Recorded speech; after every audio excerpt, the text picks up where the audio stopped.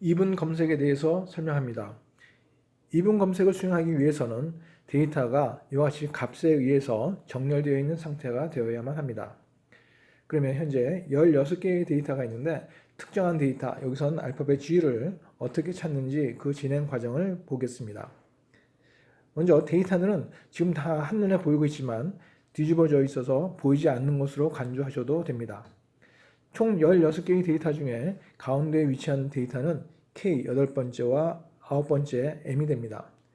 우리는 여기서 그 앞 두 개 중에 앞에 있는 K를 가운데 있는 데이터라고 하겠습니다. 그러면 가운데 있는 데이터와 우리가 찾고자 하는 G와 그 값을 비교하게 됩니다.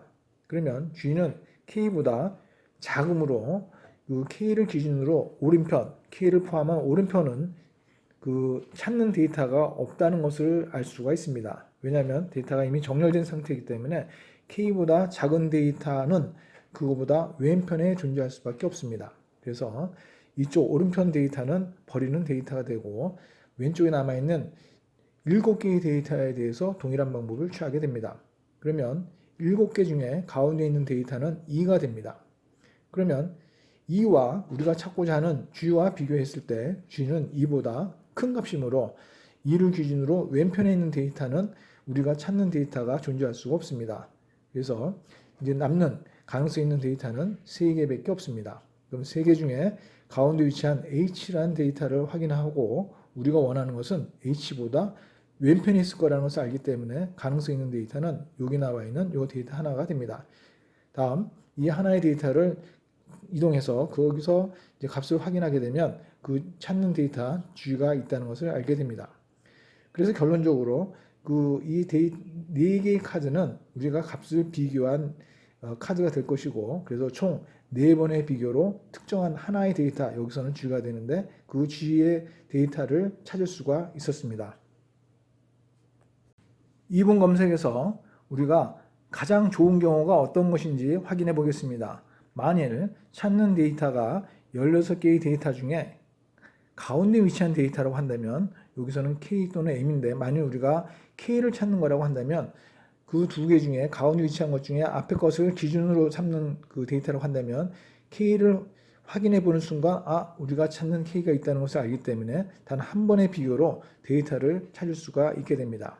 그러면 다음은 이분 검색에서 제일 많은 비교 횟수가 필요한 경우는 어떻게 되는지 보겠습니다.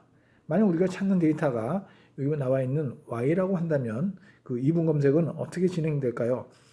처음 가운데 위치한 K를 찾게 됩니다. 그럼 K와 우리가 찾으려고 하는 Y와 비교하게 되면 Y는 K보다 오른편, 큰 값이므로 오른편에서 찾게 됩니다.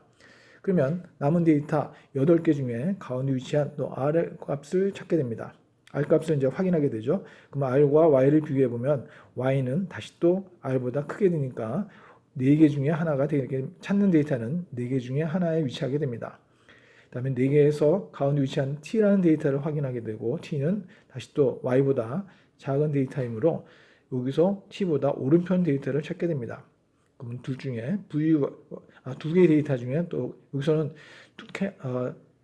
카드가 2장이므로 가운데 있는 것을 첫 번째 걸로 지정한다면 V와 Y를 비교했을 때 Y는 V보다 크니까 당연히 이 하나의 카드만 남게 되고 이 카드를 오픈해서 보는 결과 Y는 있다는 것을 찾게 됩니다. 그래서 이 밑에 나와 있는 하나, 둘, 셋, 넷, 5장의 카드는 결국은 16개 중에 5번의 비교로 특정 데이터를 찾는 그 과정을 보여주고 있습니다.